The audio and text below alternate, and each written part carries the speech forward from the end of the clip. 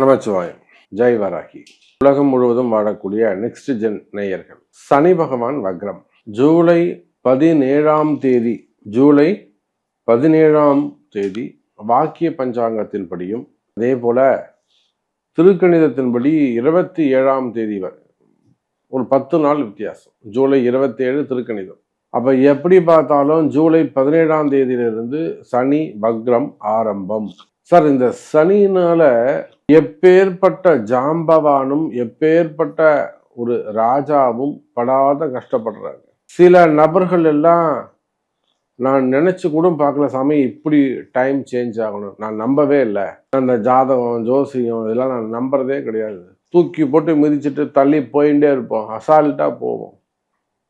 ஆனா இதெல்லாம் உண்மையோன்னு இப்ப எனக்கு நினைக்க தோணுது. அப்படிங்கிற வகையில் பல ராசி அன்பர்கள், நீங்கன்னு இல்லை, பல ராசி அன்பர்கள் சனி பகவானுடைய ஆட்டத்தை தாங்க முடியாம, குறிப்பா சிம்ம ராசி, கன்னி ராசி, மிதுன ராசி, தனுசு, மகரம், மீனம், மேஷம், ரிஷபம், அப்புறம் நீ யார் தாங்க சாமி இருக்காங்க? ஒரு 2-3 பேர் தான். துலாமு, விருச்சகம், ஏதோ கொஞ்சம் நிம்மதியா இருந்துட்டு போறாங்க, கடகம். அப்போ இந்த சனி வக்ரத்தால நீங்கன்னு இல்லைங்க, பலதரப்பட்ட மக்களும், ஏழை பரம ஏழையும், ஒரு ஏழை விவசாயி பெருமாள் இருக்காங்கன்னா அவரும், ஒரு தள்ளுவண்டியில கடை வச்சு வியாபாரம் பண்ணக்கூடியவங்களும், கடல் கடந்து பிஸ்னஸ் பண்ணக்கூடியவங்களும், கப்பல் வச்சு பிஸ்னஸ் பண்ணக்கூடியவங்களும், இந்த 7.5 சனியினால எவ்வளோ பேருக்கு பதவி போயிருக்கு, எவ்வளோ பேருக்கு ஒரு வாழ்க்கை டேமேஜ் ஆயிருக்கு. அப்போ இதுக்கெல்லாம் ரிவெஞ்ச் பண்ற மாதிரி ஆயிடுச்சு. நாம செஞ்சதுக்கு திரும்ப எதிர்வினை நடந்த மாதிரி ஆயிப்போச்சு. இந்த மாதிரி சூழ்நிலை மாறும், எனக்கு இந்த நிலைமை வரும்னு நான் நினைக்கவே இல்லை அப்படின்னு ஃபீல் பண்ற அளவுக்கு இந்த இதுவும் குறிப்பா இந்த மார்ச் 6 பிறகு, நான் சொல்றதெல்லாம் நீங்க தேதி குறிப்பிட்டு சொல்றேன், டேட்டா மென்ஷன் பண்ணி சொல்றேன். இந்த மார்ச் 6 பிறகு உங்க வாழ்க்கை படிப்படியாக எல்லாமே தலைகீழ மாற ஆரம்பிச்சிருக்கும். டோட்டலா சேஞ்ச் ஆயிருக்கும். நல்லா போய்கிட்டு இருந்த விஷயங்கள் எல்லாம் மாற ஆரம்பிச்சிருக்கும். உங்க நம்பிக்கை எல்லாம் தவிடுபடியாக இருக்கும். எப்படியும் காப்பாத்திடுவார், எப்படியாவது நம்ம ஜெயிச்சிடலாம், ஏதோ ஒரு விஷயம். அப்ப இந்த மாதிரி அதிகம் கவலையில் இருக்கக்கூடிய, உலகம் முழுவதும் வாழக்கூடிய என் அன்பு பக்தர்கள், வேர்ல்டு வைடு நீங்க எங்க இருந்தாலும் சரிதான், உலக நாடுகள்ல, இந்த பூமியில நீங்க எங்க இருந்தாலும் சரிதான், சனியினால் கஷ்டப்படக்கூடிய ஏறக்குறைய 11 ராசி அன்பர்களுக்கும் இந்த ஜூலை 17 ஒரு புதிய வாழ்க்கை ஆரம்பம், உங்களுக்கான ஒரு சான்ஸ் கொடுக்கிறார் சாமி. உங்களுக்கு ஒரு சான்ஸ் கொடுக்க போறார், நீங்க ஒரு சான்ஸ் எடுக்கலாம். அப்போ இதுக்கு நீங்க என்ன செய்யணும்? இப்பவாது நம்பணும், சாமி என்ன செய்யணும்னு சொல்லுங்க அப்படின்னு கேட்டு முயற்சி எடுப்பீர்களே ஆனால் உங்களுக்கான புதிய வாழ்க்கை இந்த சனி வக்ரம். அப்போ இந்த சனி வக்ரத்தால பழைய தீமைகள் கலைந்து புதிய நன்மைகள் ஆரம்பம். என்னெல்லாம் நன்மை நடக்க போகுதுன்னு பார்க்கலாம், வாருங்கள். மகர ராசி. சார், ராசிக்கு 3ஆம் இடத்துல இருக்கக்கூடிய சனி பகவான் முயற்சி மேல முயற்சி எடுக்க வைக்கிறார். ஒரு முயற்சி எடுக்கிறோம், 2 முயற்சி எடுக்கிறோம், அதை தாண்டி அதுக்கு மேலேயும் முயற்சி எடுக்க வைக்கிறார். அப்ப இது எதனால நடக்குதுனாக்கா, ஜென்ம சனி பகவான் மகர ராசிக்கு சொல்லுவாங்க, உங்களுக்கு 7.5 சனி முடிஞ்செடுத்து சூப்பரா இருக்கு, குரு பகவான் பார்க்கறாரு. அப்புறம் என்னத்துக்கு சாமி நாங்க கஷ்டப்படுறோம்? எனக்கு தெரிஞ்சு மகர ராசி அன்பர்களே, ஒரு 60% மகர ராசி அன்பர்கள் உலகம் முழுவதும் நமக்கு எல்லா நாடுகளிலும் நம்மிடத்துல பக்தர்கள், நம்முடைய கிளைண்ட்ஸ் இருக்காங்க, நம்மளை ஃபாலோ பண்ணக்கூடியவங்க, நம்ம பேச்சை கேட்கக்கூடியவங்க, பதிவை நம்பக்கூடியவர்கள்.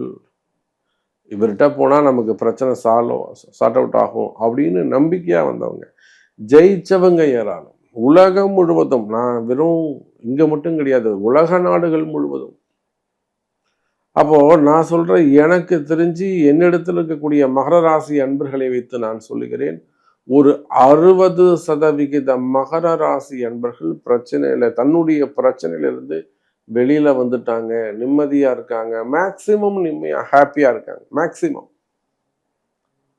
அதே சமயம் ஒரு 40% மகர ராசி அன்பர்கள் படாத கொஞ்சம் கஷ்டத்துல இருக்காங்க. மெயினா அரசியல்ல ஈடுபட்டிருக்கக்கூடிய அரசியல் நண்பர்கள், அரசியல் குடும்பங்கள், பலவிதமான ஏமாற்றங்கள், முடிவெடுக்க முடியாம இருக்கிறது, அடுத்து என்ன செய்யறதுன்னு தெரியாம இருக்கிறது, தேவையில்லாத வம்பு வழக்குல போய் மாட்டிக்கிறது.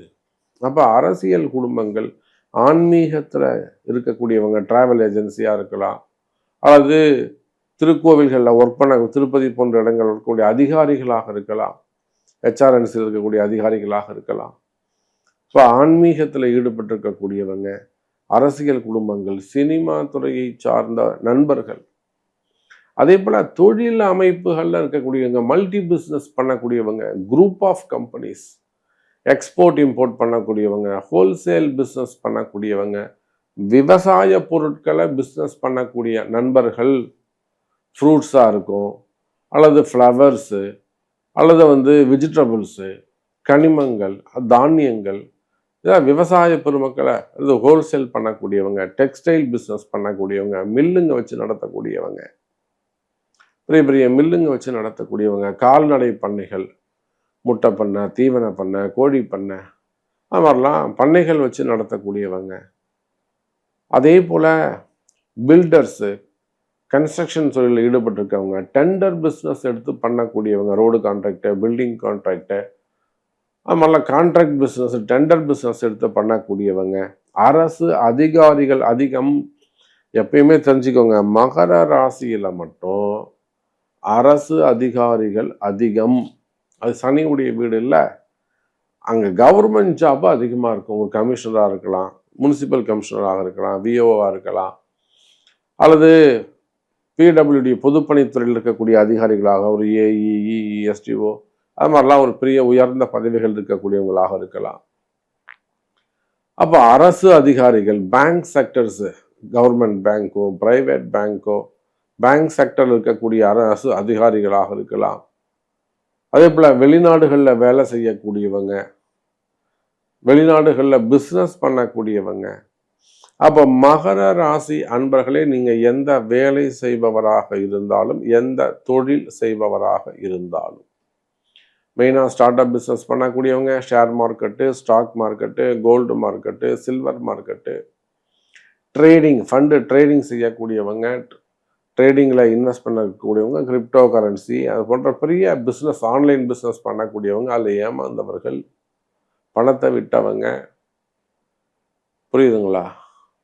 அப்போ அந்த மாதிரி நீங்கள் எந்த ஆன்லைன் பிஸ்னஸாக இருக்கலாம், குரூப் ஆஃப் கம்பெனிஸாக இருக்கலாம், இல்லை சாதாரணமாக வேலைக்கு போகக்கூடிய என் அன்பு சொந்தங்களாக இருக்கலாம், அன்பு பக்தர்களாக இருக்கலாம்.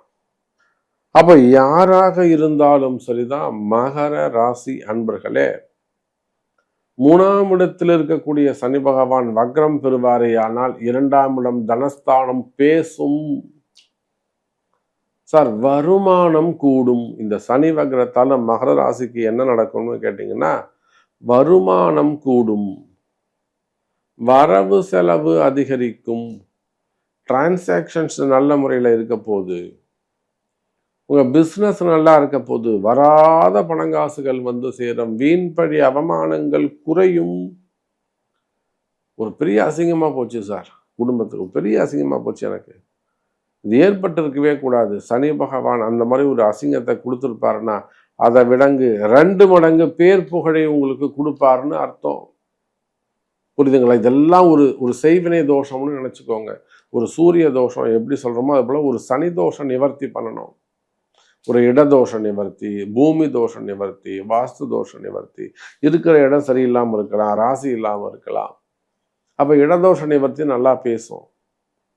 இதெல்லாம் செஞ்சீங்கன்னா இரட்டிப்பு மகிழ்ச்சி, இரட்டிப்பு பேர் புகழ் கிடைக்கும். திருமண யோகங்கள் கைகூடும். முதல் திருமணம், 2வது திருமணம் கைகூடும். 2வது திருமணங்கள், குழந்தை பாக்கியம். மகர ராசிக்கு குழந்தை பாக்கியம் உண்டு, ஆண் பெண் ரொம்ப நாளாக குழந்தை பாக்கியம் எதிர்பார்த்து காத்திருக்கிறீங்க, குழந்தை பாக்கியங்கள் கிடைக்கும். திருமண யோகங்கள் கைகூடும். குறிப்பாக மகர ராசி என்பவர்களே, வேலை வாய்ப்பு அதிகரிக்கும். அப்போ இந்த சனி பகவானுடைய வக்ரம் மகர ராசிக்கு சாதகமாக உள்ளது. பயன்படுத்தி கொள்ளுங்கள் மகர ராசி அன்பர்களே.